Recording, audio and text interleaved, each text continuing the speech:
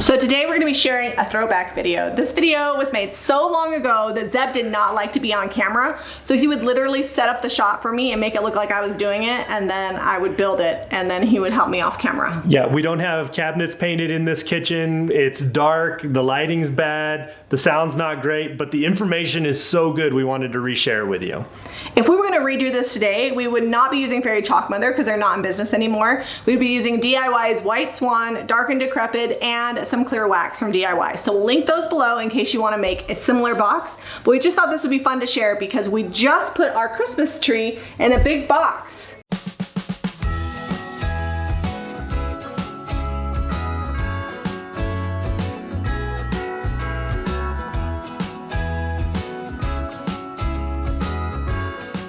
And we wanted to show you guys how you can make your own.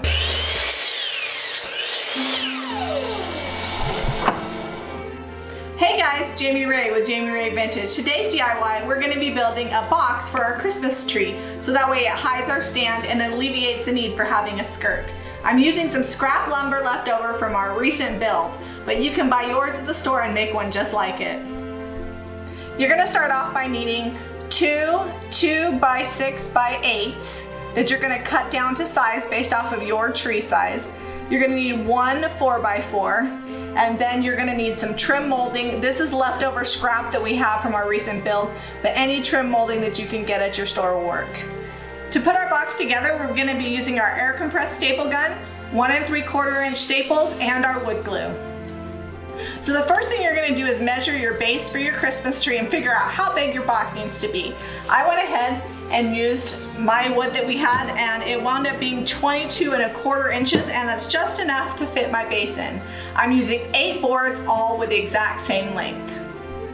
Okay, so I'm going to take my boards and get them into the shape that I want.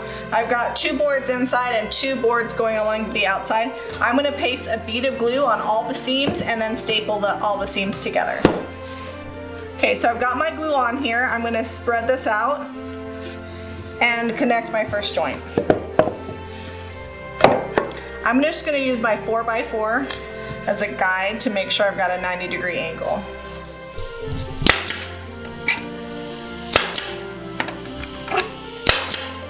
Okay, we've got our first joint, and I'm going to go ahead and do the other side and put a bar across on the other end.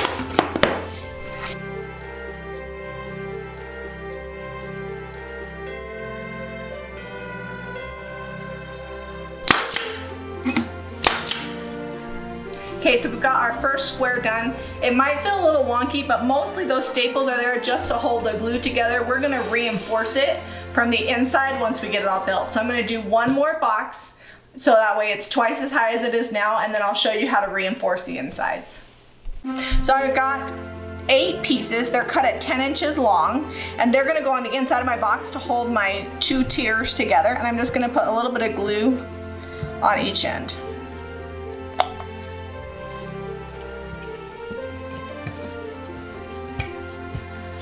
So my supports are going to go in each corner like this,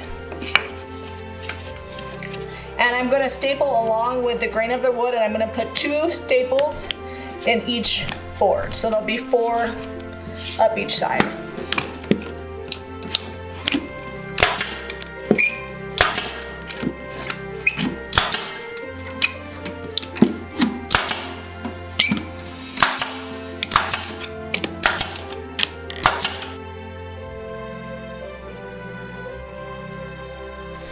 So now that I've got my corners all secured, this box is actually getting pretty sturdy. So I'm going to be trimming out my top, and I'm just taking and measuring out my pieces to the right length to cut. I'm going to do 2 this length.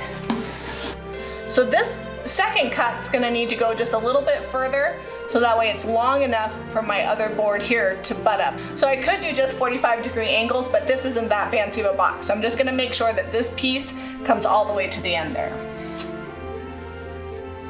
And then I'm going to mark this piece back here so it allows for the trim on this side. So I measured this side of my box, and I'm going to do the 2 ends of trim first, and this is the exact length of this board. So I'm going to go ahead and put a bead of glue across the top, and then staple it in place. Comes in handy if you've got a helper, they can hold the other side while you staple.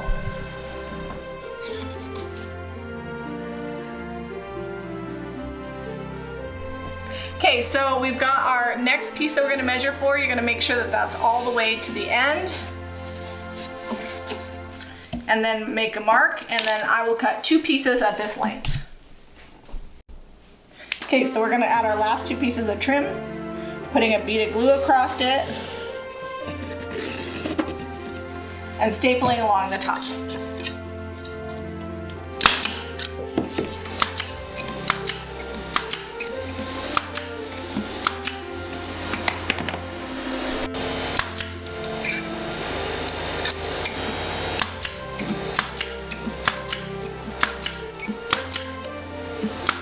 Okay, so the construction of our box is all finished. We're going to be ready to sand and paint. I'm going to use my rotary sander with 80 grit and then 220 to smooth it out, and then I'll show you how I finish it.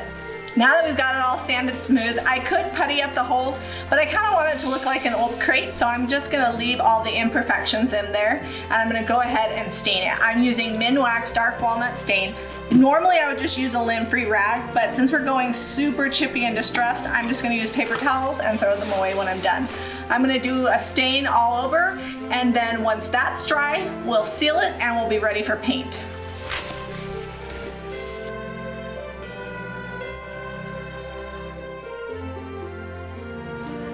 Alright, so our stain and our poly are dry, and I'm ready to add my paint.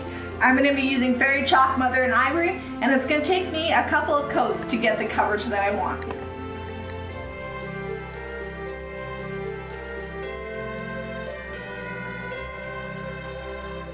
Alright, we're ready to distress. I've got my rotary sandpaper, 120 grit, and I'm ready to make this look chippy and old.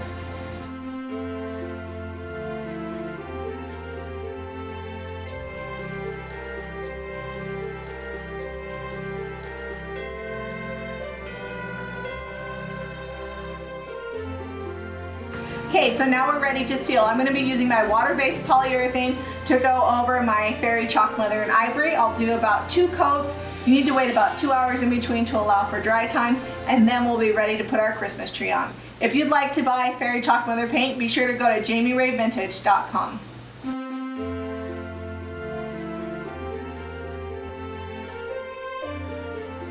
Our Christmas tree box is all done, and I decorated my tree.